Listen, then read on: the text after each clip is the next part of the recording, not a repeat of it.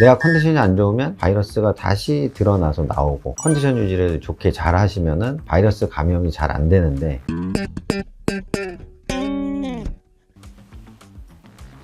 안녕하세요. 의사 선생 윤정현입니다. 오늘은 피부에 도돌도돌 이렇게 나 있고 갈색으로 병변이 있어 갖고 병원을 오시는 분들이 꽤 많이 계세요. 감별해야 되는 것이 무엇인지에 대해서 말씀 나눠보도록 하겠습니다.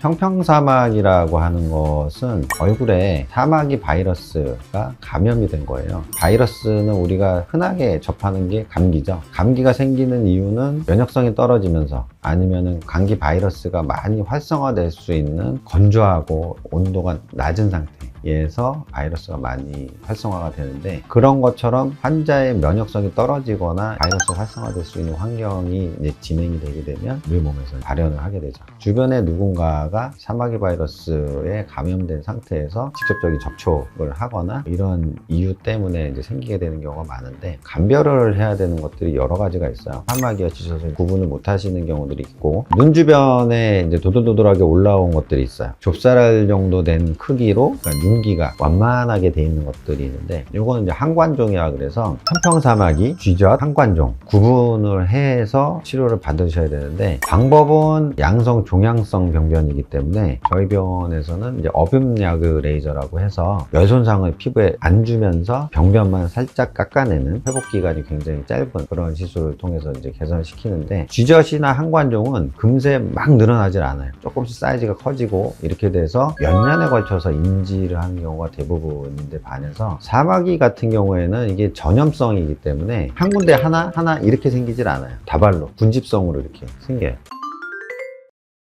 가장 흔하게 전염될 수 있는 방법 중에 하나는 직접적인 접촉, 전염되는 경우가 가장 많다고 볼 수가 있죠. 면역성이 좋게, 컨디션 유지를 좋게 잘 하시면은 바이러스 감염이 잘 안 되는데, 감염이 되면 쉽게 없어지지 않는다. 내가 컨디션이 안 좋으면 바이러스가 다시 드러나서 나오고, 또 좋아지면 사이즈가 줄면서 또 사라지기도 하고 그래요. 컨디션 유지를 잘 하셔야 된다고 말씀을 드리고, 예방적으로 하는 것은 면역성을 키우기 위해 기본적으로 항산화제나 비타민제 같은 것들을 먹고 몸의 컨디션을 유지시키고, 식생활을 규칙적으로 잘 하시면서 수면을 충분히 취해주고, 이런 걸 통해서 예방하려고 노력을 하시고, 의심이 된다, 빨리 와서 그냥 초기에 제거하시는 게 제가 보기에는 가장 현명한 방법이 아닌가 생각을 합니다.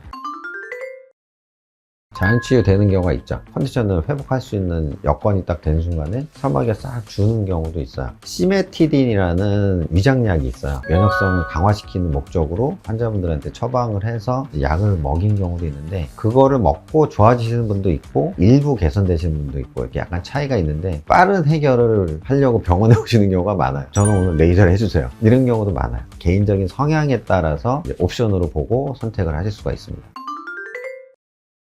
평평사마귀에 식초를 바른다는 거는 결국은 이제 바이러스는 산에 약해요. 그래서 모든 균을 죽이는 역할을 하기 때문에. 그런데 식초가 농도가 너무 낮죠. 제가 봤을 때는 약간 이제 오버 아닌가 생각을 하고요. 만약에 이제 거기서 얘기하는 식초라고 하는 건 빙초산이 있어요. 빙초산이라는 것을 찍어서 묻히면 농도도 높고, 찍어서 발랐을 때 그 빙초산이 사마귀를 죽일 수는 있어요. 솔직히 얘기해서 빙초산 같이 홈케어를 이렇게 과학적으로 검증되지 않은 것을 시술하시는 것은 차라리 안 하시는 게 낫지 않나 생각을 합니다.